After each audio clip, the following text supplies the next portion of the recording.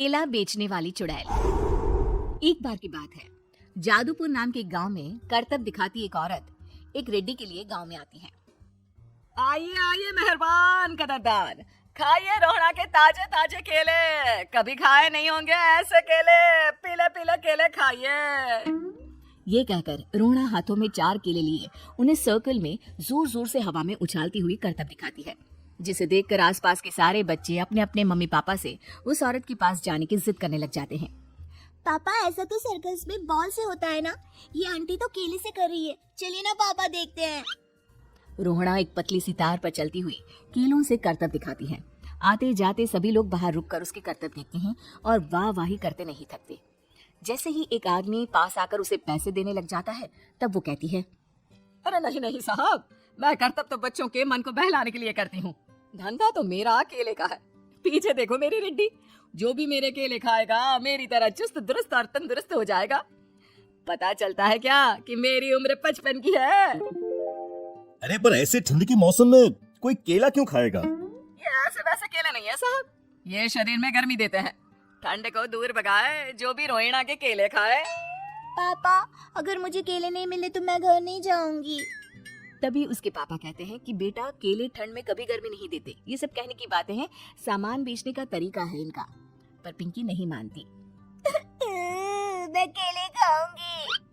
पिंकी की जिद के आगे नत्थू हार जाता है और उसे केले खरीद कर दे देता है।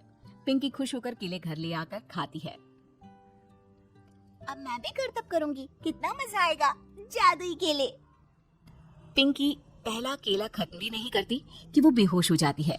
दूसरे केले से एक काला धुआं आता है और रोहड़ा चुड़ैल बनकर बाहर निकल आती है। मेरे भूतिया केले बच्चे न खाए, ऐसा हो ही नहीं सकता। जादूपुर वालों, कब तक बचोगे? आ गई हूँ मैं रोहड़ा, जिसका कोई नहीं कर सकता सामना। रोहड़ा पिंकी को गोद में उठाकर काले धुएं में कहीं गायब हो जाती है। शाम के वक्त नत्थू घर लौटता है और पिंकी को घर में ना पाकर उसकी माँ से कहता है, माँ पिंकी कहाँ है? अरे बेटा, उसे तो तू सुबह करतब दिखाने ले गया था ना, फिर कहाँ वापस आए तुम दोनों? मुझे लगा तू उसे अपने साथ मंडी ले गया होगा। हे भगवान, मेरी बच्ची कहाँ गई? मैं उसे घर ही तो छोड़कर गया था माँ। नत्थू गांव के घर कोने में अपनी बेटी को ढूंढता है, पर उसे वो कहीं नहीं मिलती। परेशान होकर आके रो रो कर नत्थू हिम्मत हार कर घर लौट आता है। अगली सुबह रोहड़ा फिर से करतब दिखाने आती है और इस बार पिंकी की तरह रोनी केले खरीद लेता है। 50 रुपए दिए थे पापा ने, सारे पैसों के मैंने केले खरीद लिए हैं। अब मैं भी आंटी की तरह ही करतबबाज बन जाऊंगा। यही सोचते हुए रोनी केले खाता है और पहला अकेला केला आधा खत्म भी नहीं करता कि चुड़ैल उसके सामने आ जाती है। मेरे साथ चलने का समय आ गया है रोनी। ये तो बस शुरुआत है। अब इस गांव के सारे बच्चे धीरे धीरे मेरे कब्जे में होंगे, एक बच्चा भी नहीं बचेगा। ये कहकर रोना रोनी को गोद में लेकर काले धुएं में अदृश्य हो जाती है। इसके बाद हर रोज गांव में से कोई ना कोई बच्चा गायब होता, पर ऐसा क्यों हो रहा है किसी को भी समझ में नहीं आ पा रहा था। रोज की तरह अपनी बेटी पिंकी की तलाश में नत्थू गांव के एक तालाब के पास बैठा रो रहा था। कहाँ गई मेरी पिंकी? शकुंतला के जाने के बाद एक वही तो मेरा सहारा थी।